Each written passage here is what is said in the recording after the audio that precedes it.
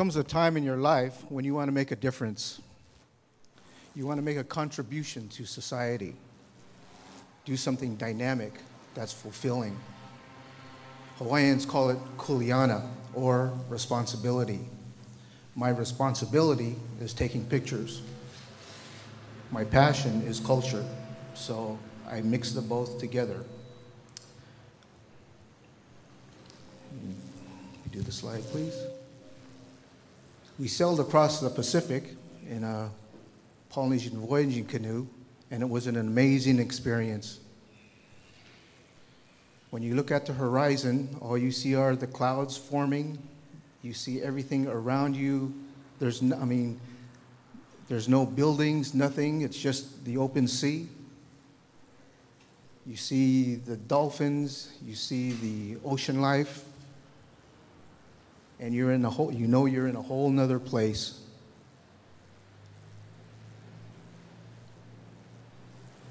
Even the colors seem to come real, more vivid, because you're excited.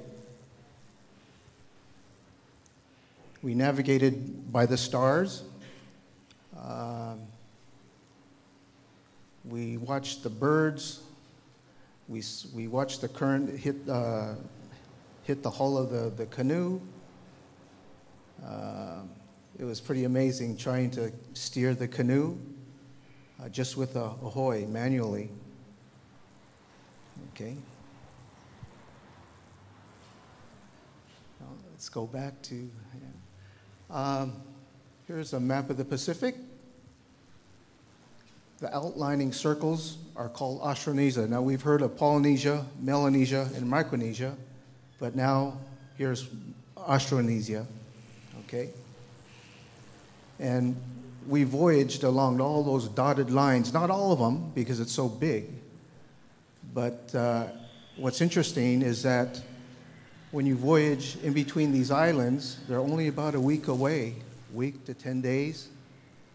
And when you're sailing it, it's not much. And you think you hear about some of these islands and they're very far away, but actually they're not. They're very close. And you can see how the migration of the Pacific took place. You can feel it. Okay? Well, the Austronesia, as I mentioned, is a language region with a geographical area that extends from Taiwan to Rapa Nui to Madagascar. And there are 1,268 Austronesian-based languages in this area, which is comprised of about 1/5 of the world's languages. That's a lot. You'll find words like mata for eyes. You'll see that from Taiwan to Rapa Nui to Madagascar. You'll hear words like lima, which means 5 or hand, all over the Pacific. So this language, the Austronesian language that Tahiti is in, is part of the Austronesian Formosan language, which comes from Taiwan. And in Taiwan, you have about 14 indigenous tribes there, 14 recognized tribes at least, and they're all located in the central and the east coast. There's about 2% of the population are indigenous, which is about 500,000 people or so of a population of Taiwan of 22 million. And we think of Taiwan as an electronic capital, an economic country. But if you go deep inside, you'll see a lot of other interesting things. A lot of scholars, they talk about Taiwan, about the possibility of some of the peoples from Taiwan that came across the Pacific or mixed and came across the Pacific. And this interested me, so I was very curious and went over there to find out. I did a 2-year field study and found out some amazing things that I'd like to share with you. You know, we think here, we think a lot about the Polynesian Triangle, and it's all good. The Polynesian Triangles from Hawaii to New Zealand to Rapa Nui. But if you go outside, there's a whole wealth of information. It's pretty amazing. And I wanted to go outside and see. So I wanted to go from the outside looking in. Okay?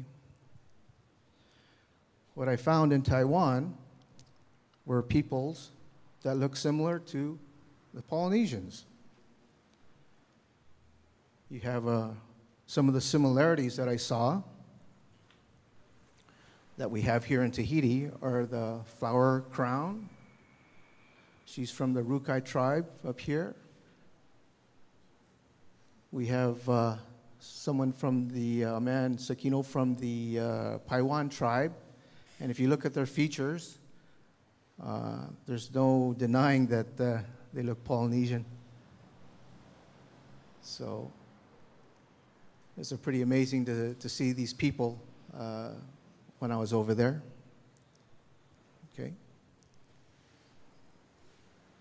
I also found that some of the cooking is the same, the old way of cooking. The umu, or hima'a as they say here, they all use the same, the banana leaf for their cover, for their earth oven. So they have basically the same technique from Asia in Taiwan to, here's an example from Vanuatu. And as you know here, it's the same technique.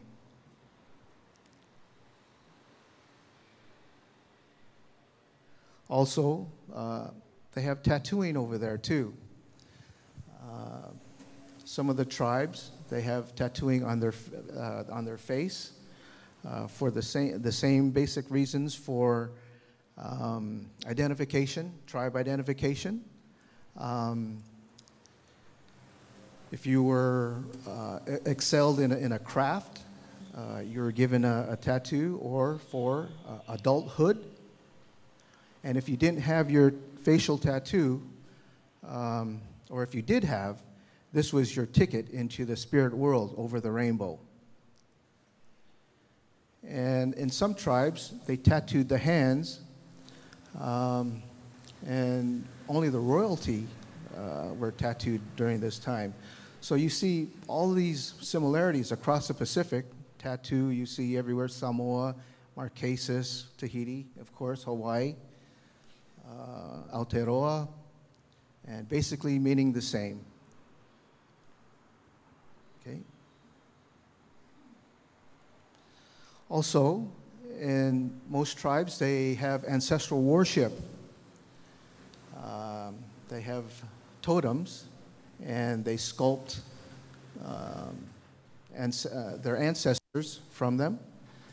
And here you have one from the Paiwan tribe, and then one from the Marquesas on the left. But what's interesting is that it has the same form. You have the same type of eyes, the Pacific eyes. And also tapa, okay? Tapa, of course, was for clothing, and you'll see it in Taiwan, and you'll see it here all throughout the Pacific. So you see all these amazing similarities. Here you feel like you're in Asia, you know, but you actually feel like you're in Polynesia too at the same time. Okay. There they also have shamans or spiritual peoples that they give blessings. They ask the ancestors. Just like here in Tahiti, we have Tapuna, or Hawaii Kapuna. It's the same basic beliefs and everything, which is another interesting similarity.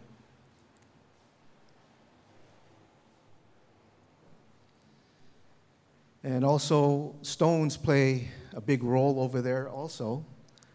Here in the Paiwan tribe, they have a stone totem, which is a mark of a chief. And here you have on Marae Tapu Tapu Atea, Hauviti. You have the same type of stone. Now, I didn't take these pictures just to match them up at all. I actually just took them because they had similarities. But when I put them together, I said, oh wow, they all look the same, like it was on purpose.